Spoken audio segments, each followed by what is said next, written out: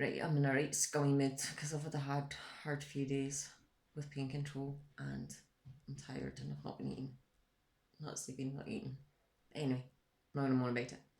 Let's talk about scopes. So a wee bit of physiology there first. Um, just in case for people who aren't familiar with it, you've got your throat and then you've got sphincter at the back of your throat, right? Sphincter is not just your ass. That's basically a valve in the body that stops things going in a direction it shouldn't. So you've got one at the back of your throat to stop you swallowing stuff down your windpipe that you shouldn't. That makes it go down your esophagus. That sort of thing.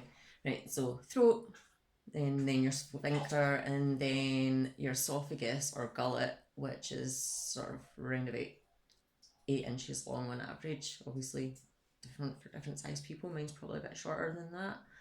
And then the lower esophageal sphincter, which is the one that's quite often responsible for heartburn because there's a failing with that one. It's not working properly. It allows acid from your stomach to travel back up into the esophagus, giving you heartburn, reflux disease, that sort of thing.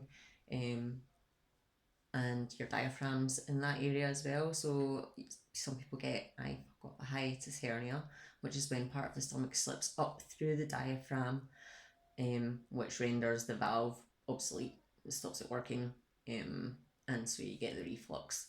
So yeah, esophagus,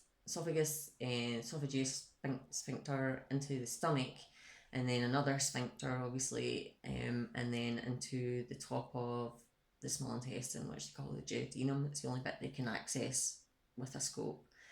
And then your whole, I think it's like 23 feet or something like that, 7 meters, 23 feet of sausages, which is your small intestine broken into different bits, which we won't go into because it's unnecessary.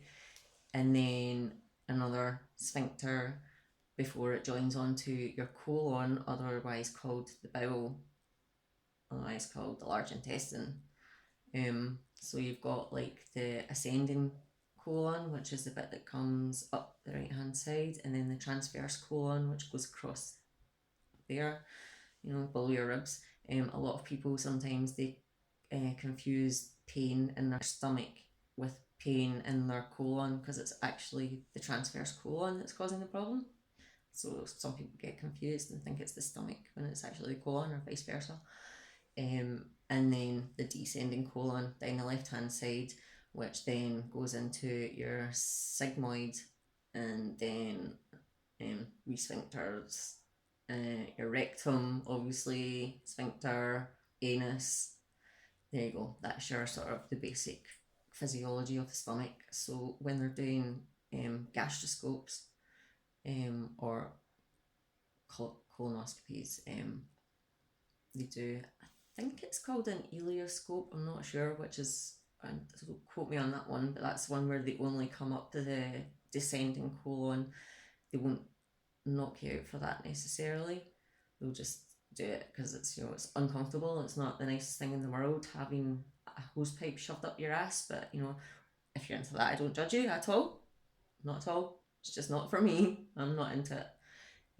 So that's not a pleasant experience. A colonoscopy is the full length of your colon, so they will knock you out for that one because obviously it's hard to get round the bowel without causing pain. So, but the worst part about a colonoscopy is actually the bowel prep beforehand because they make you drink this ming, this horrible stuff 24 hours before, which is basically it's necessary to flush out your bowels so that the bowel's clean for them to look at. But Jesus Christ, you're shitting the universe out of your ass for like 12 hours. You lose all sensation in your legs, you can't move anymore, and it's just hideous. But the actual colonoscopy itself, if you've got one, if you're worried about one, don't be worried because it's not the actual scope itself. You're out, you don't know nothing about it, it's fine.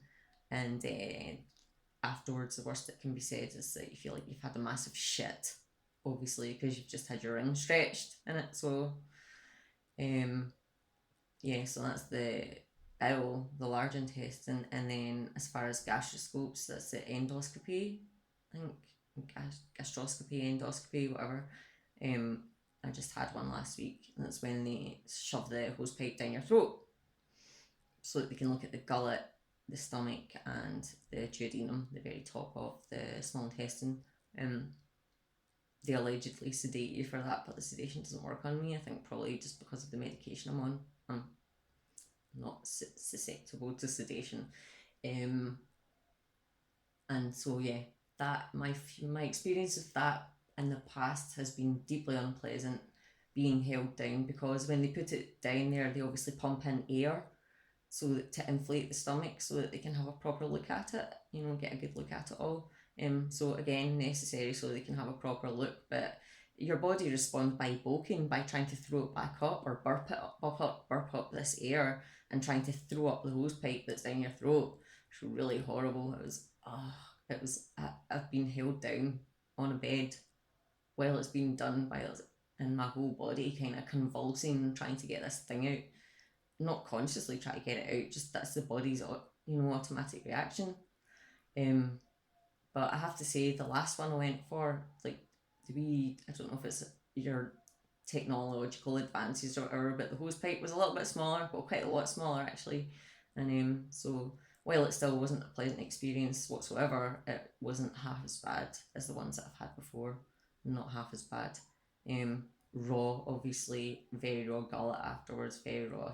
My esophagus was very raw afterwards, and we're taking the biopsies from nippy and raw, and the back of the throat, feeling some midgets been in kicking your tonsils and stuff like that, so that's sore for a couple of days. That takes a few days to settle down, but yeah, they're really if you can get sedated for the endoscopy, I would say go for that, definitely, because it's not something you want to do when you're conscious. It's not a fun thing, but at the same time, neither end's anything to worry about. And as far as the small intestine, having a look at that, they obviously can't look at that with a scope because of the nature of the sort of bunched up sausage nature of it. How would they get a scope into that? So they can only look at that by putting you in for a scan or a barium meal with follow-through x-ray, and that's horrible, drinking a pint of jizz, nasty stuff. Or they can do this thing as well, which is basically like a pill x-ray. So you swallow this pill that's got a camera in it, and it feeds back pictures as it travels through your intestines. And that's how they get a look at what's going on inside your small intestine.